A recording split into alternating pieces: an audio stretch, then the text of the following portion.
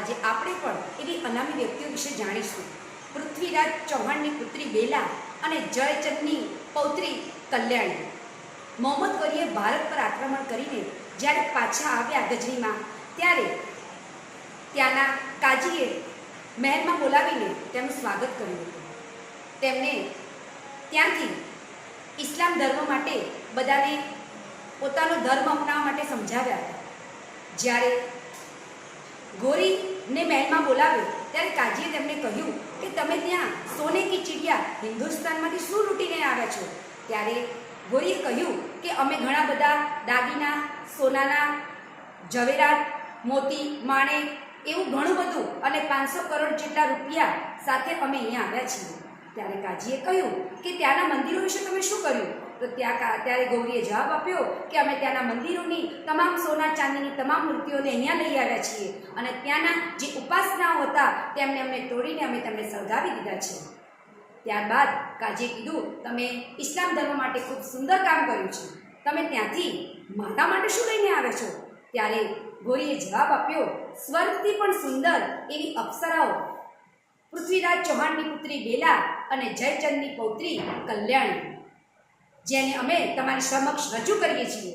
ત્યારે કાજીએ બંને વ્યક્તિઓને પોતાના મહેલમાં બોલાવ્યા. બેલા અને કલ્યાણીને જોતા જ કાજી તેના રૂપ ઉપર ખૂબ જ પ્રભાવિત થઈ ગયો અને કહેવા લાગ્યો કે હું તમારા બંને સાથે લગ્ન કરવા માગું છું. તેમનો પ્રસ્તાવ સાંભળીને બેલાએ કહ્યું, તમારી સાથે લગ્ન કરવા એ અમારા માટે ગર્વની વાત છે, પરંતુ અમારી પણ એક શરત છે.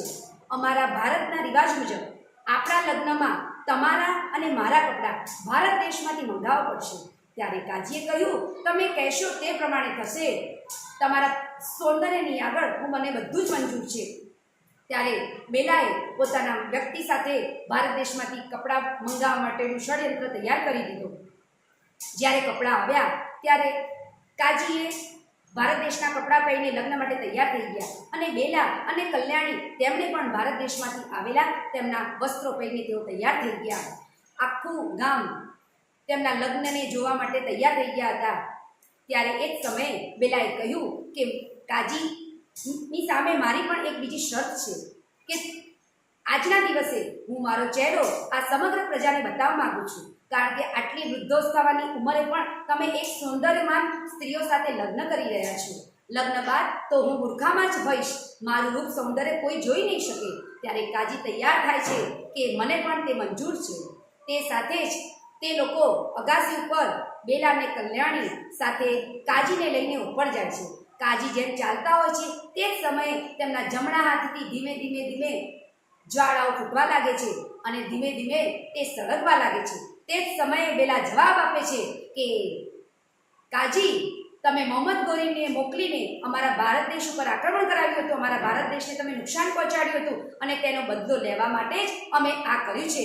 માટે હવે તમે પણ નથી અને હું પણ નથી અને ભારત દેશની સ્ત્રીઓ જીવતા જીવત કોઈ પણ વ્યક્તિને તેને સ્પર્શી શકતી નથી. અને અંતે બેલા અને કલ્યાણી પણ પોતાનો જીવ આપવા તૈયાર થઈ જાય છે.